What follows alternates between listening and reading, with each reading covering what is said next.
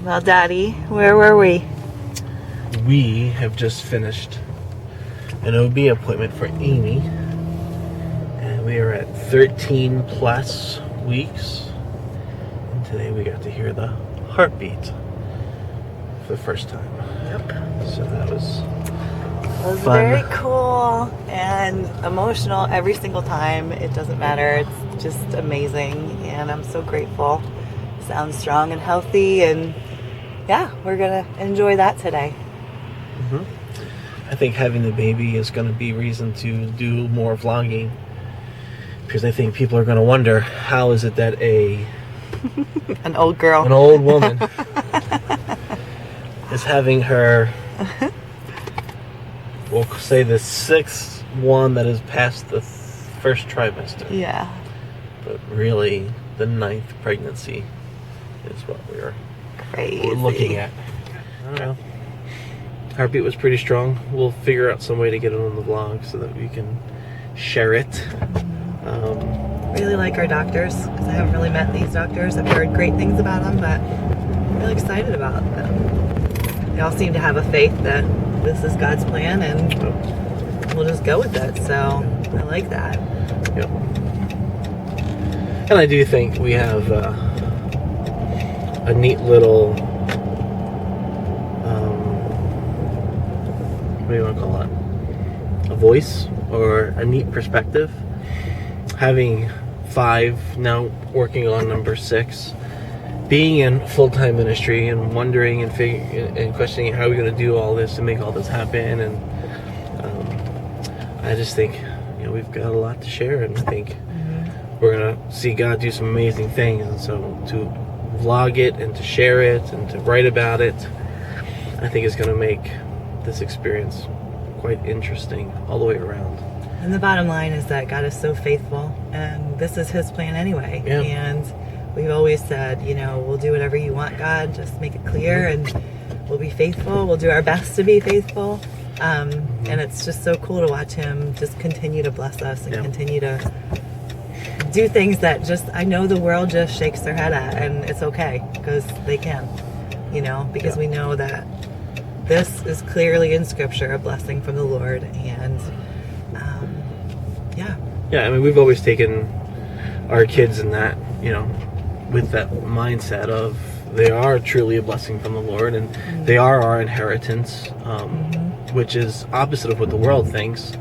I think they're a burden and a financial strain. Well, yeah, I think in some degrees, yeah, that's true. I don't think that's a general, don't want to say everybody feels that way. But I think a lot, there's a limit to your families because of finances, and we've seen God blow that out of the water. Right. Truly blow that out of the water. So. Well, and I think, to flip Scripture and say, children are inheritance from the Lord, we always think of the opposite. Like, we have to, pass like you're saying, we have to have a certain amount of money, have to have money in the bank, have to be able to provide for our kids. And the reality is, if God is providing us with children, He's going to provide the means by which to care for the children, because ultimately they're His kids and He wants the best for them. So that's kind of fun, but I think that's something that's not spoken enough in culture. There was something else I wanted to say that I can't remember what I wanted to say. We had staff meeting yesterday at the church, and when I announced to the staff that we were expecting, one of the staff members said, I couldn't imagine life without their 5th. And I said, it's kind of how we've always looked at it too. We weren't planning for Brea, but now can't imagine life without her. So now we have this new one. It's like, what's it going to be like? And we have that same feeling, which we will. But one of the things, people have always said, why don't you get fixed? A lot of guys have pressured me to get fixed. And I'm just like, one, I believe my God is big enough that if He desires for us to get pregnant, we're going to get pregnant. And if He desires for us not to be pregnant, we're not going to get pregnant.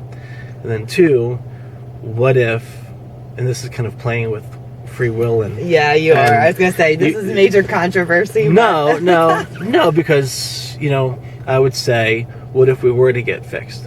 And what if I would have gotten fixed before we had Asher? Yeah. Or before we had Brea? Like, they would not be part. Yeah. And so even now, okay, we lost 3. Well, if we would have gotten fixed, we wouldn't have had to lose 3. But then we wouldn't have had to experience what it's like to have a child and then lose it in miscarriage. Now we can empathize and sympathize with those who go through that experience, because we've gone through that experience. Whereas before we had 5 very healthy, very textbook, very easy pregnancies. And now to come back and now we have one. And it's 13 plus weeks, and we hear the heartbeat, and we've seen it on the sonogram, and now we can say, God is faithful and all those good things. And boy, if we would have gotten fixed, we would have missed this. I know. And so, yeah, it's such a short time that you can have a baby in your lifetime, really, when you think about it.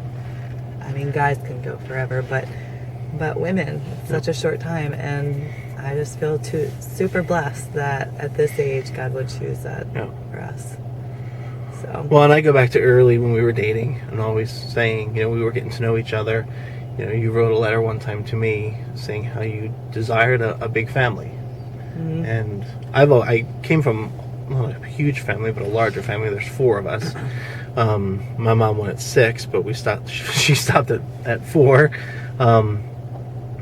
So I come from a little bit larger of a family, considering most families were 2 and 3 kids. And so just, I think God blesses that. It's what He put in our hearts. It's what we've always desired. I've always wanted a big family. I've always seen blessings and joy coming from that. So, yeah.